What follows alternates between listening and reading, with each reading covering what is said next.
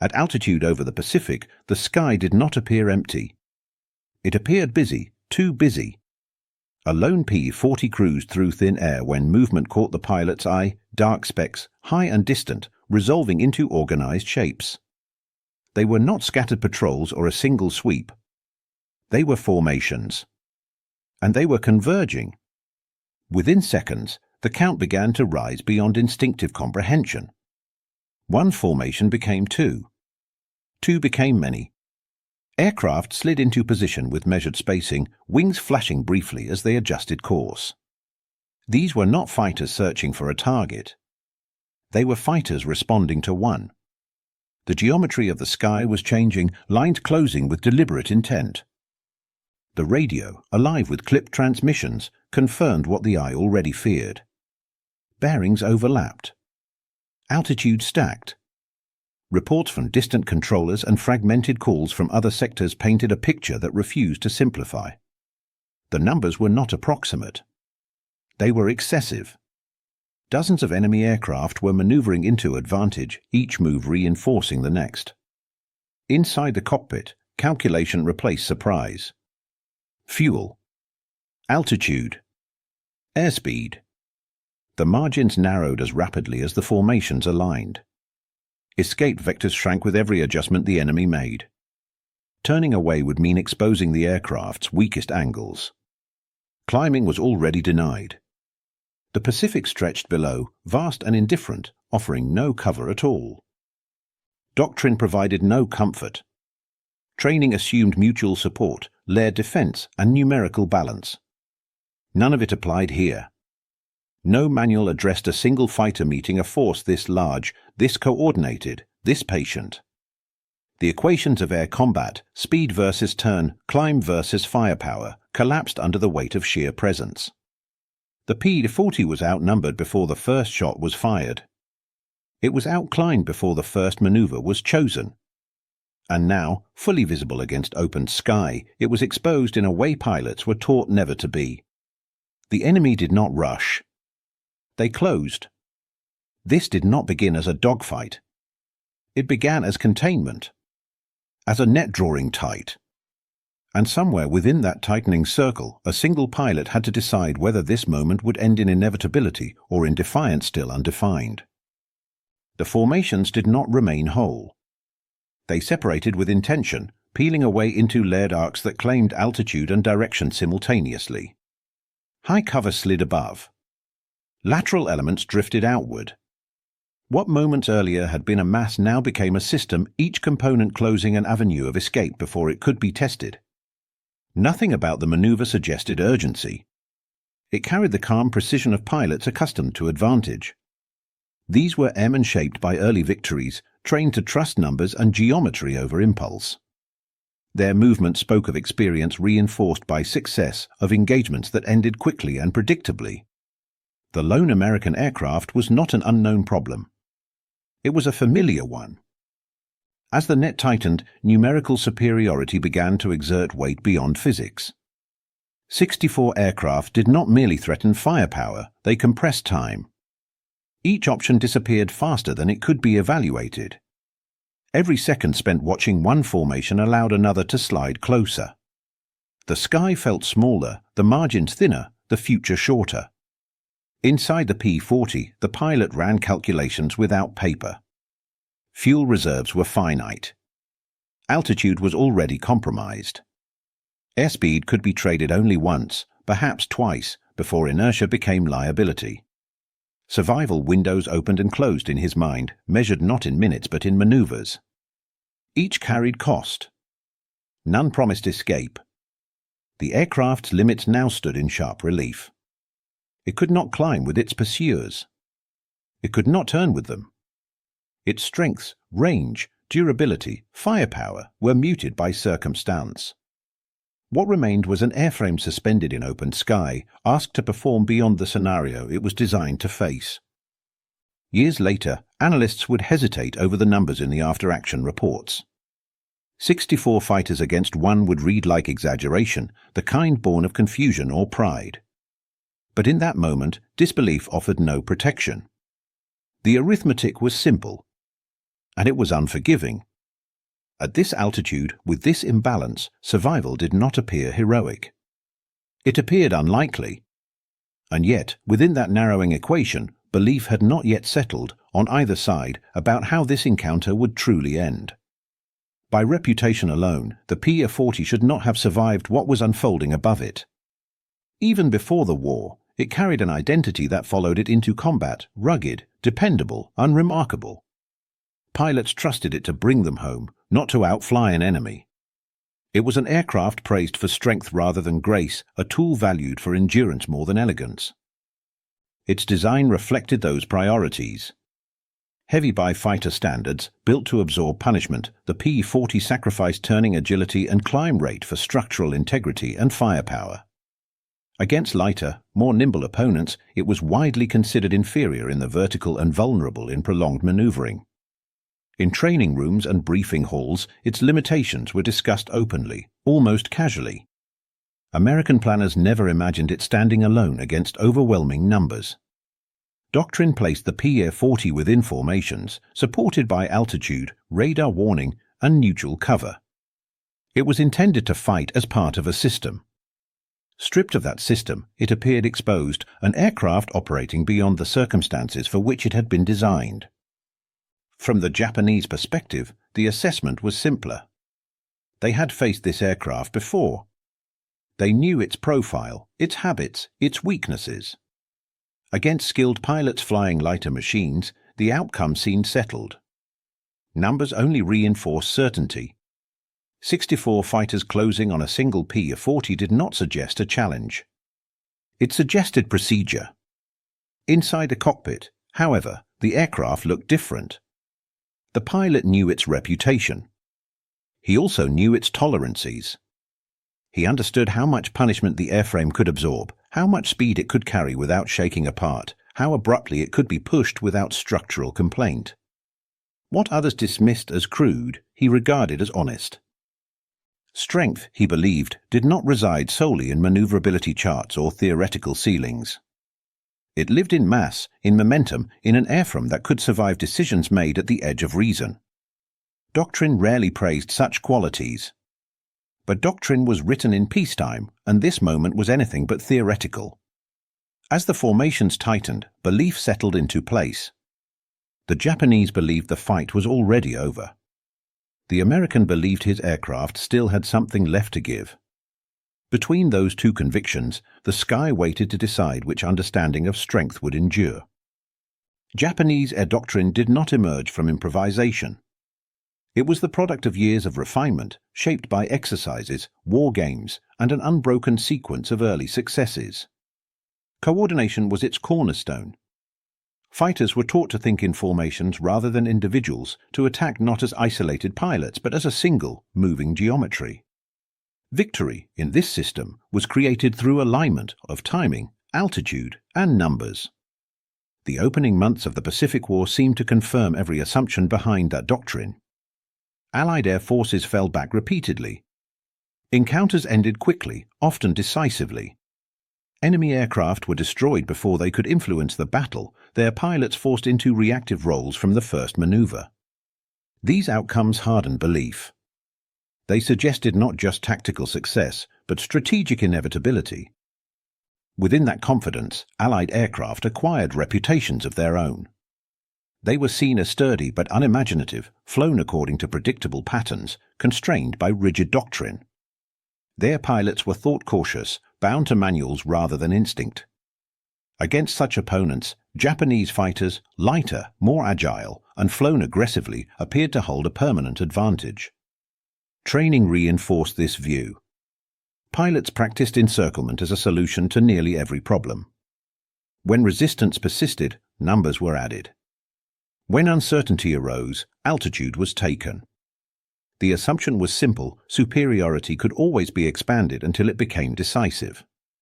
Complexity, once overwhelmed, would collapse. Numbers, in this framework, were not merely supportive. They were weapons in themselves. Each additional aircraft reduced the enemy's choices, compressed their reactions, and multiplied psychological pressure. Quantity was expected to produce inevitability. Few scenarios were considered beyond its reach. Against this background, the lone P-40 registered not as a variable but as a remainder. It was a type already encountered, already assessed. Its performance limits were catalogued. Its tactical responses were anticipated. Whatever resistance it might offer would be temporary, a delay rather than a denial. 64 fighters closing in did not invite doubt. They confirmed expectation. Arrogance, in such moments, rarely announces itself. It does not arrive as bravado or reckless speed. It settles quietly, disguising itself as experience. It speaks in the language of probability and precedent. And as the formations closed around the American aircraft, that confidence hardened into assumption, unaware that the conditions of certainty were already beginning to shift. American air doctrine entered the war with confidence of its own. It emphasized coordination, layered defense, and mutual support. Fighters were taught to operate as elements within formations, each aircraft protecting another, each maneuver calculated to preserve collective strength. In theory, no pilot was meant to face the enemy alone. Isolation was not a test of skill, it was a sign that something had gone wrong. Lone engagements, when they occurred, were framed as exceptions born of chaos or miscalculation. Training manuals addressed them only in passing, often as cautionary examples rather than scenarios to be mastered. The assumption was structural, proper planning would prevent such moments from ever becoming decisive. Doctrine did not ask what an individual should do when the system failed him. Now, at altitude, that assumption collapsed. The pilot searched memory for guidance that did not exist. There were no diagrams for 64 adversaries converging from multiple axes. No checklist accounted for an enemy that could dominate altitude, direction, and tempo simultaneously. The rules he had been taught ended where the situation began. In the absence of instruction, judgment took its place. Decisions were no longer framed by procedure but by consequence. Each option had to be weighed not against doctrine, but against physics, mass, speed, gravity, and time. The aircraft became less a platform for tactics and more a tool for problem-solving, responsive only to how it was handled in the moment. Institutional thinking, so effective in preparation, revealed its fragility under pressure. Systems designed for predictability struggled when confronted with anomaly. The pilot did not reject doctrine out of defiance, he moved beyond it out of necessity. What remained was experience, intuition, and an intimate understanding of the machine beneath him. Survival, in this instant, would not be earned by obedience to manuals written far from combat. It would depend on decisions made without endorsement, on risks taken without precedent.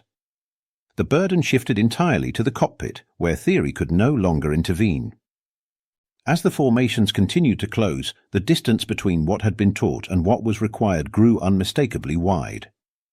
And within that widening gap, the pilot prepared to act not as doctrine prescribed, but as reality demanded. From the Japanese perspective, the sequence ahead seemed familiar. Outnumbered aircraft, when confronted with overwhelming force, usually reacted the same way. They broke formation, surrendered altitude, and dove for distance. Speed became flight, and flight became survival. It was an ending rehearsed in training and confirmed in combat. The expectation was not dramatic. It was procedural. Yet the American aircraft did not behave as anticipated. The P-40 did not roll away or plunge toward the ocean. It held altitude, maintaining a line that defied habit. To the pilots closing in, this hesitation registered as confusion or delay. To the man in the cockpit, it was calculation. Every foot of altitude retained was potential not yet spent. Seconds lengthened as the encirclement continued to draw inward. Formations adjusted, tightening arcs, narrowing gaps. The sky grew dense with intention. No one fired. The absence of action carried its own tension. Both sides understood that the first irreversible move would define the engagement's character. The Japanese pilots waited for collapse. The American waited for alignment. Each believed the other would err first. In that suspended interval, time seemed to stretch beyond measurement, not because it slowed, but because its value multiplied. Every moment preserved was a moment that could still be used. Inside the cockpit, the pilot felt the approach of decision. The aircraft trembled slightly in thin air, engines humming at the edge of efficiency. He knew that a standard response, diving early, turning flat, attempting to outrun pursuit, would only confirm expectations. It would place the fight entirely on the enemy's terms. Conventional choices offered clarity, but no survival. They led predictably to pursuit, exhaustion, and destruction. The manuals favored such options because they assumed support would arrive. Here, none would. The logic of doctrine no longer applied. To remain was dangerous. To flee conventionally was fatal.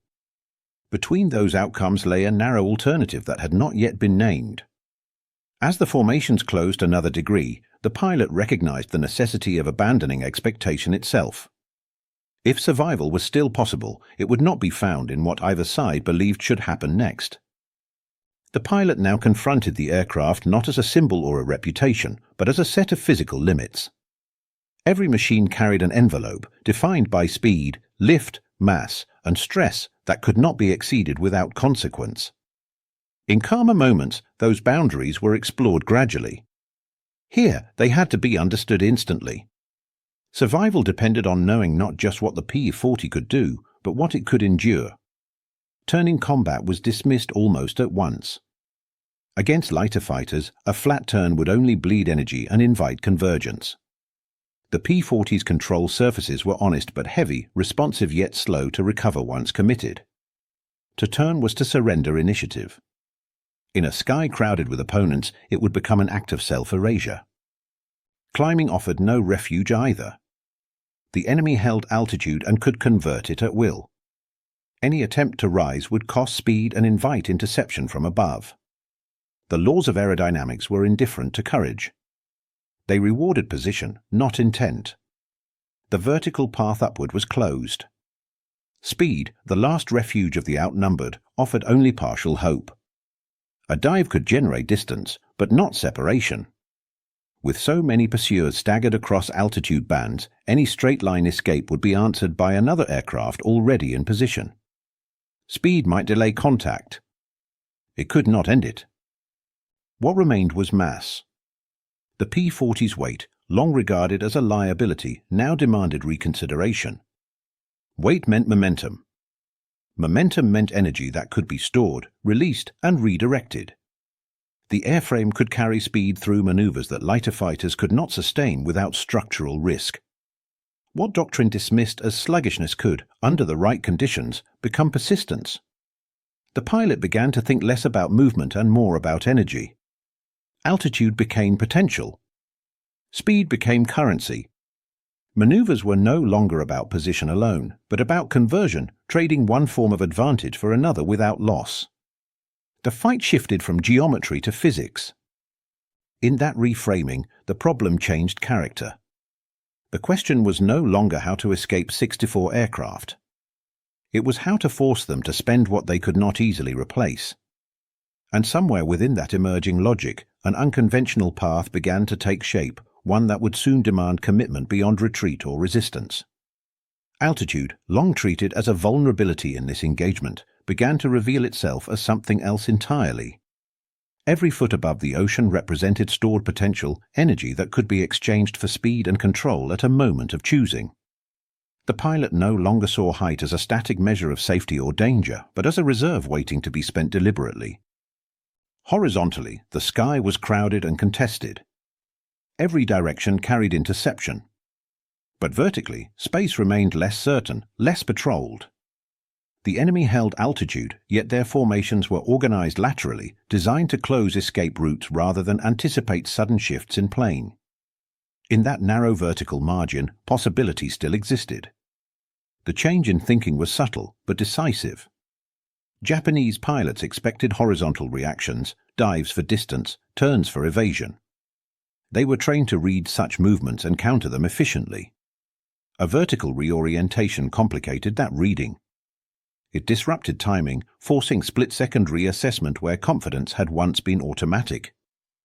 In this environment, reflex lost its value. Reaction was no longer enough.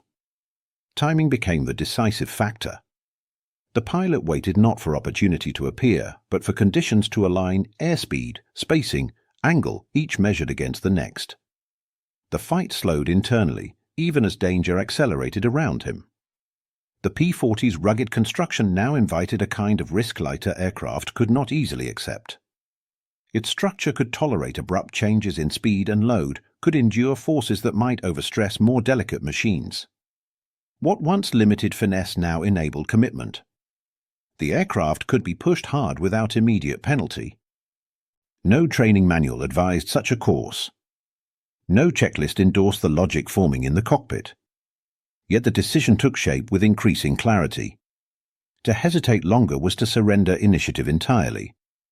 The vertical dimension offered a path that doctrine had overlooked. As the formations continued to tighten, the pilot understood that the moment for contemplation was ending.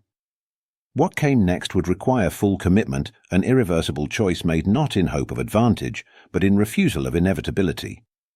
The decision did not announce itself with drama. It arrived as a quiet certainty, formed from physics rather than impulse. The pilot committed not to escape, but to disruption. Whatever came next would have to break the pattern the enemy expected, or the outcome would remain predetermined. The P-40 tipped forward and began to dive. To an observer, the movement looked familiar, another outnumbered aircraft surrendering altitude in search of distance. Japanese pilots had seen this response countless times. It was the opening move of collapse. But this descent was measured, not panicked. It was not flight. It was placement. As the aircraft gathered speed, the dive translated altitude into momentum with brutal efficiency. The airframe held steady, absorbing the forces without protest. Below, the Pacific rushed closer, while behind and above, enemy formations reacted according to expectation, beginning pursuit, committing themselves to the same downward path. Then hesitation crept in. The descent did not extend. The angles did not match previous engagements. Spacing shifted in ways that were difficult to read. For a brief interval, uncertainty replaced confidence. In a system built on coordination, even a moment of doubt carried consequence. At precisely the right instant, altitude, speed, and timing converged. The pilot leveled, converting momentum into control. What had been energy spent in retreat became energy reclaimed for maneuver. The P-40 emerged from the dive not as a fleeing target, but as an aircraft positioned to choose its next move. For the first time since the encounter began, initiative changed hands. The pilot was no longer reacting to geometry imposed upon him. He was shaping it. The enemy, accustomed to dictating tempo through numbers, found themselves responding instead. What had appeared to be desperation resolved into command. The logic of the engagement shifted. This was no longer a slow closing trap. It had become a contest of decisions, fought in moments rather than minutes. And as the formations adjusted, it became clear that the character of the fight itself had changed and would not return to what it had been. The pursuit that followed carried the first signs of fracture. Japanese formations, previously layered with precision, began to stretch under the strain of vertical movement.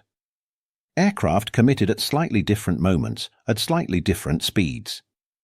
The clean geometry that had defined the encirclement blurred into staggered lines, each pilot now managing his own energy rather than relying on collective rhythm.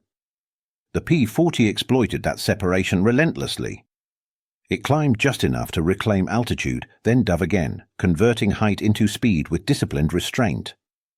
Each maneuver was brief, controlled, and purposeful. The aircraft never lingered long enough to invite convergence. Instead, it appeared, struck, and repositioned, always moving through vertical space the enemy struggled to synchronize. This pattern forced a reversal of roles. Japanese pilots accustomed to initiating now found themselves responding. Each dive by the American aircraft demanded reaction, pulling individuals out of formation and into pursuit. Coordination, once automatic, required constant recalculation. Advantage became harder to share when altitude and timing no longer aligned. Gradually, the lone aircraft began to dictate tempo. Engagements occurred on its terms, short, sharp, and bounded by energy limits the pilot understood intimately. The enemy, still numerous, could not bring their strength to bear all at once. Numbers waited while moments passed. Then shots were fired. They came not from predictable head-on passes or turning engagements, but from oblique angles created by sudden vertical shifts. Bursts flashed across wings and fuselages before opponents could respond. Each firing window was narrow, but deliberate. The P-40 did not chase destruction. It sought disruption. With each pass, the numerical advantage lost cohesion. 64 aircraft remained in the sky, but fewer were positioned to act at the same instant. Near misses accumulated. Formations hesitated. The certainty that had accompanied the initial approach began to dissolve, replaced by the strain of continuous reaction. In air combat, confidence is as critical as firepower. Once it falters, even superiority becomes conditional. As the fight tilted, the Japanese pilot sensed the shift without fully naming it. What had begun as an inevitable conclusion was now unresolved. The sky no longer belonged to numbers alone. And in that uncertainty, the engagement moved into its most dangerous phase, one where belief could no longer substitute for control. Midway through the engagement, reassessment became unavoidable. Japanese pilots, trained to read momentum through formation integrity, recognized that something fundamental had shifted. The encounter no longer followed the predictable arc of numerical dominance. Instead of collapse, resistance persisted. Instead of withdrawal, the American aircraft remained active. Coordination, once automatic, grew strained. Each vertical maneuver introduced delays, forcing pilots to choose between maintaining formation and responding to immediate threat. Communication shortened. Spacing widened. What had been a single, orchestrated movement fragmented into a series of individual decisions, each correct in isolation but disruptive in some. Losses did not need to be catastrophic to matter. Near misses accumulated with unsettling frequency. Aircraft passed through firing windows they had not anticipated, engines pushed harder than planned, altitude margins narrowed unexpectedly. Even without confirmed kills, the cost of constant reaction became evident. Fatigue, both mechanical and human, began to register. Against expectation, the P-40 remained intact. Its silhouette continued to reappear where it should not have been, arriving from angles doctrine had not emphasized. Damage that might have crippled lighter aircraft was absorbed and carried forward. Survival, moment by moment, became a form of proof that contradicted initial assumptions. Doctrine, so effective when supported by advantage, revealed its limits when conditions changed. Numerical superiority alone could not restore cohesion once timing fractured. Without synchronized altitude and intent, strength dispersed rather than concentrated. The system required predictability. This fight no longer provided it. Superiority, the pilots realized, had become conditional. It depended on alignment that could no longer be guaranteed. The American aircraft did not need to defeat the formation outright. It needed only to deny inevitability. In doing so, it altered the engagement's purpose. Gradually, the battle stabilized. The frenetic certainty of the opening moments gave way to a tense equilibrium. Neither side could disengage easily. Neither could impose finality. And in that uneasy balance, the encounter transitioned from pursuit to persistence, a contest no longer defined by numbers, but by endurance and judgment. The disengagement came without spectacle. There was no final chase, no decisive burst of fire to signal conclusion. Instead, the American aircraft gradually widened distance, converting altitude and speed into separation until pursuit lost coherence. When the P-40 finally slipped beyond immediate reach, it did so not through dominance, but through persistence. Radio reports followed, measured and restrained, yet difficult to accept. Controllers and fellow pilots struggled to reconcile the calm voice describing survival with the scale of the force involved. 64 enemy aircraft, no confirmed kills, and one American fighter returning intact strained established expectations. The numbers resisted belief. On the opposing side, accounts were notably different in tone. Japanese pilots did not report triumph. They reported confusion. Engagement summaries described an aircraft that refused to behave as predicted, a fight that did not conclude as doctrine suggested it should. Victory, as traditionally defined, was absent from their narratives. The encounter resisted easy explanation precisely because it violated familiar categories. It was not a defeat for the numerically superior force, nor a conventional victory for the lone pilot. It existed instead as an anomaly, a case study without a clear moral, an outcome defined by what failed to happen rather than by what did. Quietly, tactical assumptions began to shift. Analysts did not abandon doctrine overnight, but questions emerged. Under what conditions did numbers cease to decide outcomes? How much did timing, energy, and judgment matter when coordination faltered? These were not rhetorical inquiries. They were uncomfortable ones. In this context, survival itself became the result. The aircraft's return carried meaning beyond mission completion. It demonstrated that inevitability in combat was conditional, subject to interruption by human decision. The absence of loss became evidence. Over time, the encounter passed into legend not because of destruction inflicted, but because it should not have been possible. In that quiet contradiction, the story endured, waiting to be re-examined by those willing to look beyond statistics to understand what had truly occurred in the sky that day. In the weeks that followed, attention turned not to victories claimed or defeats recorded, but to an absence that unsettled those tasked with understanding the fight. Analysts pored over mission logs and engagement charts, expecting to find confirmation of what probability had promised. Instead, they found nothing missing. No wreckage marked on maps. No casualty figures to reconcile. The silence of the records became the story. By conventional standards, survival alone bordered on impossibility. Historical precedent offered little ambiguity. Encounters involving such overwhelming numerical imbalance ended quickly, usually decisively. A lone fighter, deprived of support and pressed from multiple directions, was not expected to endure sustained contact, much less withdraw intact. Yet here it had. The numbers, long trusted as predictors, failed to deliver their verdict. Efforts to reduce the event to data proved frustrating. Statistical models relied on averages and tendencies, on what usually happened rather than what occasionally could.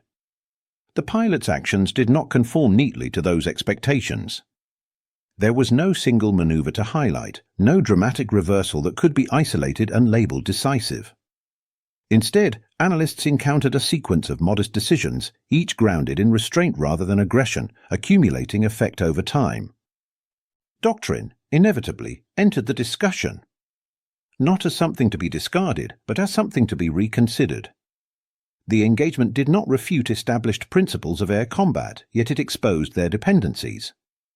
Numerical superiority, it suggested, was effective only when cohesion held.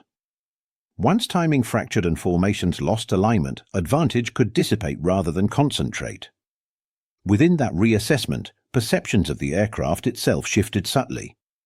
The P-40 was not suddenly reclassified as superior, nor elevated beyond its known limitations.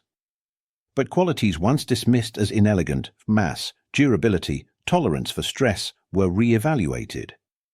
In conditions where agility could not be exercised freely, resilience had proven relevant. The aircraft's design, conservative by intention, revealed a capacity to absorb and adapt under strain. What emerged most clearly was the role of judgment.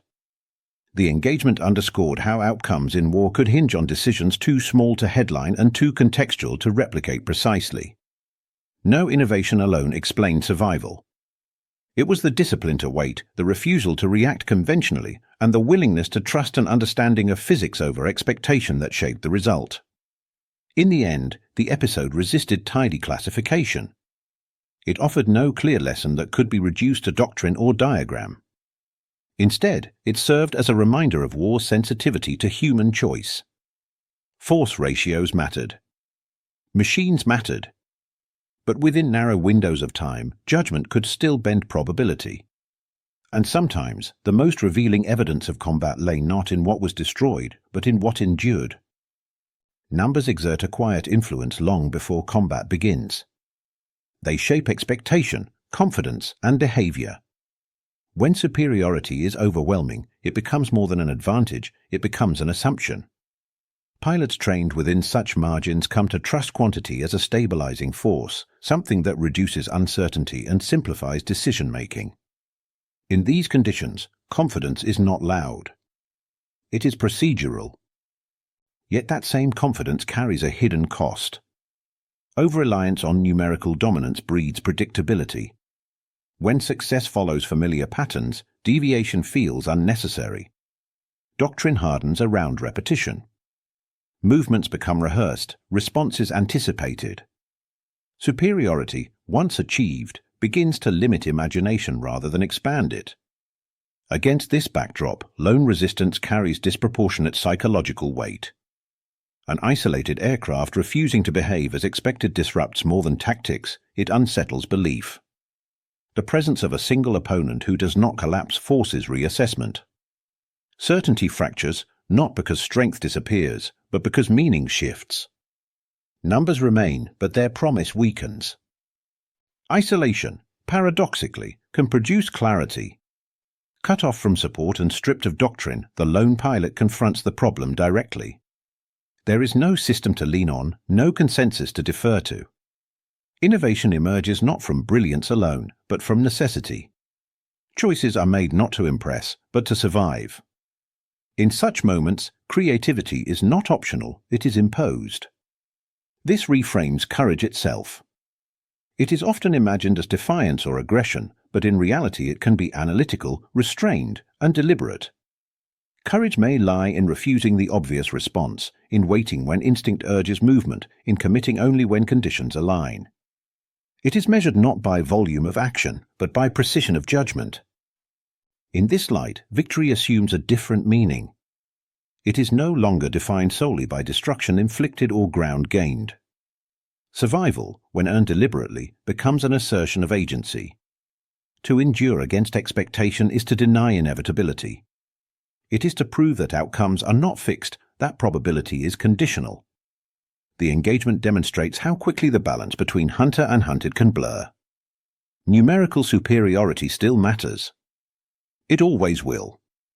But it does not operate in isolation. It depends on cohesion, timing, and shared belief. When those erode, advantage becomes fragile. And when expectation is disrupted, even the strong must adapt. At the center of this dynamic stands the human factor. Machines obey physics. Formations follow doctrine. But judgment, made under pressure, without assurance, remains uniquely human. It introduces variability no model can fully predict. It can preserve life where destruction seems certain. As the distance from the event grows, its lesson becomes quieter but no less enduring. War is not merely a contest of force. It is a contest of perception, decision, and restraint. In being outnumbered, the pilot confronted not just enemy aircraft, but the assumptions that accompanied them. And in doing so, he reminded history that even in the most asymmetrical moments, the outcome is never entirely decided until judgment has had its say. With the passage of time, the engagement appears smaller on the map than it felt in the air. It occupies only a brief entry in operational records, a few lines in after-action summaries. Yet distance has not diminished its significance. Instead, it has clarified how narrowly the outcome balanced between erasure and survival. What endured was not scale, but consequence. Re-examined with historical perspective, the fight reveals how close it came to ending as so many others had. At several moments, a single misjudgment, a dive committed too early, a turn held too long, would have restored inevitability. The margin was never generous. It was measured in seconds, in angles, in restraint exercised under pressure. Survival was not assured. It was negotiated repeatedly. This fragility exposes the chain that links decision to outcome. No single choice determined the result. Rather, a sequence of judgments, each dependent on the last, sustained possibility long enough for the next to matter. Break one link, and the sequence collapses. Such chains rarely appear in doctrine because they cannot be standardized. They exist only in the moment. In retrospect, machines dominate the memory. Aircraft types are catalogued. Performance figures compared. Diagrams drawn. Yet the decisive moments themselves remain largely invisible. Brief hesitations, withheld reactions, refusals to conform. These do not photograph well. They leave little trace beyond survival. And so they are often overlooked. Quietly, the lesson was absorbed. Not as a dramatic revision of doctrine, but as an adjustment at the margins. Instructors emphasized energy. Analysts noted timing. Pilots spoke of judgment rather than heroics. The engagement did not overturn established principles, but it softened their certainty. It reminded planners that advantage required maintenance, not assumption. In this way, the fight suggests a broader truth about war. Force matters. Numbers matter. Technology matters. But they do not act alone. War also tests imagination, the capacity to see possibility where none appears, to resist expectation when it narrows choice. In that sense, combat is not only a contest of strength, but of interpretation. The lone aircraft did not defeat its opponents in any conventional measure. It did not claim the sky. It did not rewrite the balance of power. What it did was deny inevitability. It demonstrated that even under overwhelming pressure, outcomes remain sensitive to judgment. History often remembers victory as conquest and defeat as destruction. This encounter offers a quieter ending. It endures because it should not have happened. Because the expected conclusion never arrived. Because in a sky shaped by numbers and confidence, one pilot chose not to behave as predicted. They expected him to run. He rewrote the fight instead.